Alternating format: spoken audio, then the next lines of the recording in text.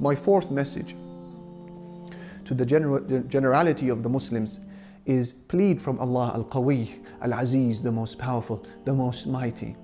I hear brothers saying, other than dua, what can I do for Al-Aqsa?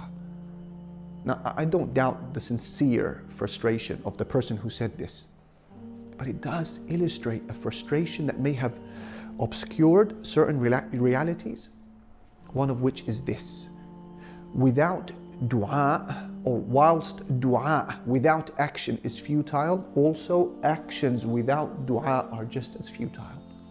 We as Muslims, we're witness to the number of times that geography of land was shifted, and angelic descent was granted, and history rewritten via the dua of a single man or a single woman. Are we not witness to this? Are we not witness to the military Muslim General Qutayba ibn Muslim, who was looking at the lines of the Turks before battle, and he was in awe of their numbers and their weaponry, and he said, where is Muhammad ibn Wasi', this righteous man? Where is he? They said, he's right there to the right side of the Muslim flank. And he found him carrying his bow, and with the other hand he was pointing at the heavens with his finger, making dua. And so Qutayba, he said his famous words. He said, تِلْكَ الْأُصْبُعُ أَحَبُّ إِلَيَّ مِنْ مِئَةِ أَلْفِ سَيْفٍ شَهِيرٍ وَشَابٍ طَرِيرٍ. He said that finger of his that he's using to make dua to the heavens, that is dearer to me than 100,000 unsheathed swords, 100,000 strong men. So don't get it twisted. That deafening silence that follows your dua does not mean for a single moment that your dua was not heard by the heavens. End your dua with unwavering conviction that your dua is on its way to its destination, and that your dua will now become a clear player on the Aqsa scene, in the form of maybe steadfastness that Allah gives to the Jerusalemites, or maybe weather conditions that now favor them, or maybe fear that is cast into the hearts of their enemies, or angelic descent, or circumstances that only Allah knows of. Dedicate 5 minutes for this on a nightly basis. Call upon Al-Qawi Al-Aziz. My fifth and final message to the general Muslim masses: beware of haste. Beware of rushing things. It's vital to realize that your efforts may only come into fruition many years after your death. And you're not more jealous for the welfare of the ummah than Allah is. So don't despair if you don't see your efforts taking off during your own lifetime. Your duty, my duty, is to sow the seeds of dedication and hard work. Any seed, that is, that befits your context, your strengths, your qualifications, your interests. Then Allah decides how and when to give life to matters. I close with the example of Ali ibn Tahir as-Sulami, who was a jurist of the Shafi'i school of thought, teaching the Umayyad mosque in Damascus. He authored a book known as Kitab al-Jihad, the book of jihad. And much like the many books like it that were authored, it was also detailing the rulings of jihad, and it was explaining the Quranic verses that address it and the duties of different categories of people, and frequently cites Imam al-Ghazali. Now, his book was essentially the first scholarly response to the Crusaders that had by that time conquered Jerusalem.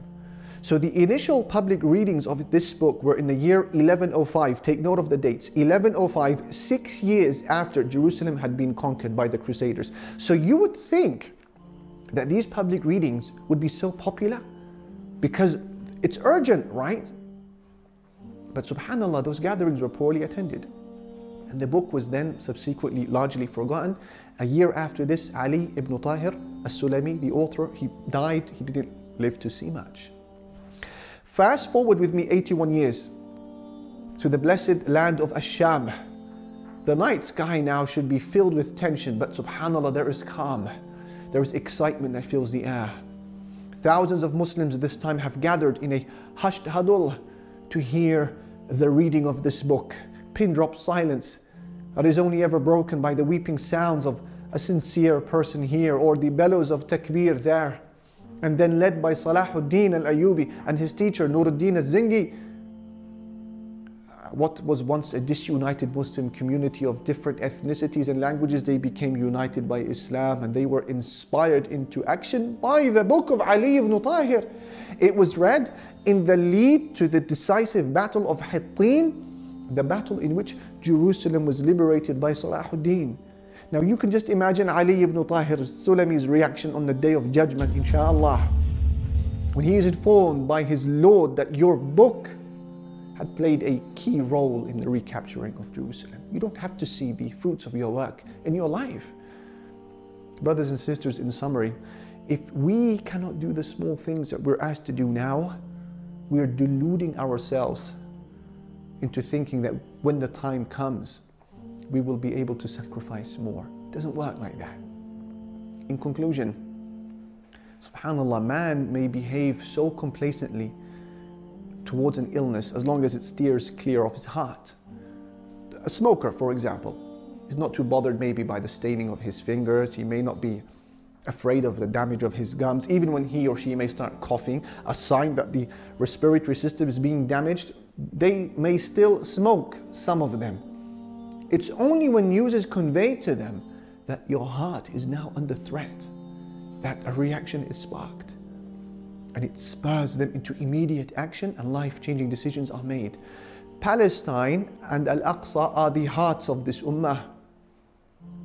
And from Allah's endless mercy upon us, He's decreed that our illness as an ummah is placed at the center of our heart. Why? Because it now creates an unparalleled sense of urgency and a fast tracking of our awakening that may not have otherwise been achieved.